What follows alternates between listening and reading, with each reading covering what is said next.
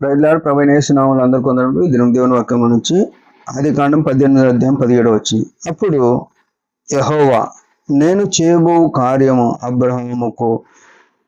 అబ్రహామునకు దాచదన. ప్రియమైన వాళ్ళారా, యేసు రక్తంతో కడగబడిన మనము, యేసు ప్రభు ఎట్లా చేసినాడంటే, మిమ్మల్ని దాసులని పిలువక, లేకుంటే కుమారులు అనే పేరు కంటే గొప్ప పేరు ఇస్తా అని చెప్పి మిమ్మల్ని మీదట స్నేహితులని పిలుస్తానని చెప్పింది. చూడండి, స్నేహం అనే మాట అది ఎంతో అద్భుతమైనది. అది ఈనాడు చాలా మంది స్నేహితులు మోసం చేసే స్నేహితులు ఉన్నారు. కానీ సామెతల్లో జ్ఞాని అయిన సొలొమోను చెప్తాడు, నిజమైన స్నేహితుడు విడవక ప్రేమించును, అటువాడు దుర్దశలో సహోదరుడుగా ఉంటాడు అని మాట్లాడిన. అయితే ఇక్కడ చూస్తే అబ్రహాము దేవునికి ఎంత ప్రియంగా ఉన్నాడు చూడండి. భూమి ఆకాశమును సృజించిన ఈ పరమదేవుడు, భూ సంబంధి కాదు, ఆయన పరమున ఉన్న దేవుడు. నిర్గమకాండం 3వ అధ్యాయం 8వ వచనంలో చూస్తే, నేను ఇశ్రాయేలు యొక్క నిట్టూర్పును చూసి, వారి మొరను చూసి, వారి కన్నీళ్లను చూసి వారిని విడిపించడానికి నేను దిగి వచ్చి ఉన్నాను అని మాట్లాడినాడు. అంటే దిగడం అనే మాట ఏమంటది అర్థం అంటే పైనున్నవాడు అని అర్థం. నేను పైవాన్ని, మీరు కిందివారు అని చెప్పినాడు. కీర్తనలో చూస్తే కూడా మీ తలంపులు నా తలంపుల వంటివి కావు అని చెప్పినాడు. ఈ గొప్ప దేవుడు అబ్రాము మనలాంటి సామాన్యమైన శరీరం, రక్తమాంసము గల వ్యక్తి దైవమైన దేవునికి ఎంత హింపుగా, ఎంత ఇష్టంగా మారినాడు చూడండి. అబ్రహాము దేవునికి స్నేహితుడు కాదు, ఎప్పుడు జరగదు అది. ఇది గుర్తుపెట్టుకోవాలి. అబ్రాహాము దేవునికి స్నేహితుడు కావడానికి ఎప్పుడు అర్హత లేదు. కానీ ఈ దేవుడే ఏం చేసినాడంటే అబ్రహాము జీవితం చూసి అబ్రహాము దగ్గరికి వచ్చినాడు. ఈ అబ్రహాము ఆకాశ మండలంలోనికి, పరలోకానికి పోయి దేవునితో స్నేహం చేయలేదు. కానీ ఈ సర్వశక్తి గల దేవుడు అబ్రహాం దగ్గరకు వచ్చి స్నేహం చేసినాడు.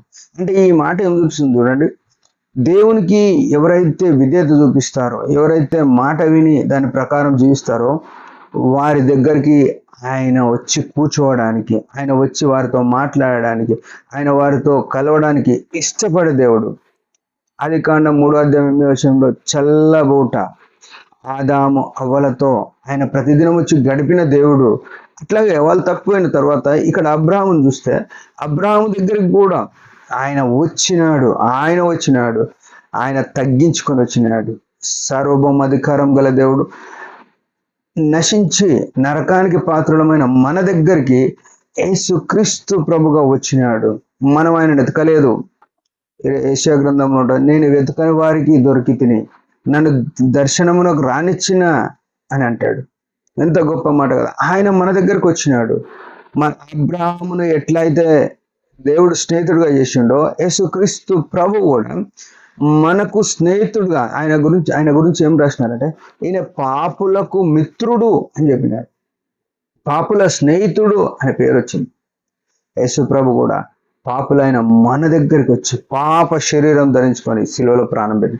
అయితే అబ్రాహాము గురించి దేవుడు ఏం ఆలోచన చేసినాడు? స్నేహితుడు కాబట్టి. అంటే స్నేహితుడు తండ్రికి, ఒక మనిషి తండ్రికి కొన్ని విషయాలు చెప్పాడు, తల్లికి కొన్ని చెప్పాడు, భార్యకి చెప్పాడు, పిల్లలకు చెప్పాడు.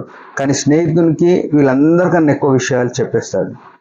అట్లాగే ఈ సర్వజ్ఞుడైన దేవుడు, సార్వభౌమాధికారం గల దేవుడు అబ్రాహాముతో అంత సమీపంగా వచ్చి, నా స్నేహితుడైన అబ్రాహాముకి ఈ విషయం నేను దాచలేను అని చెప్పిన వాళ్ళారా, యేసుక్రీస్తు కూడా మన కొరకు ఏమి దాచుకొనక శిలువలో ప్రాణం ఇచ్చి తన ప్రాణం ధారపోసి ఆ పరలోక మహిమను మనకి ఇచ్చేసినాడు. పరలోకమును క్రీస్తులో ప్రత్యక్షపరిచినాడు.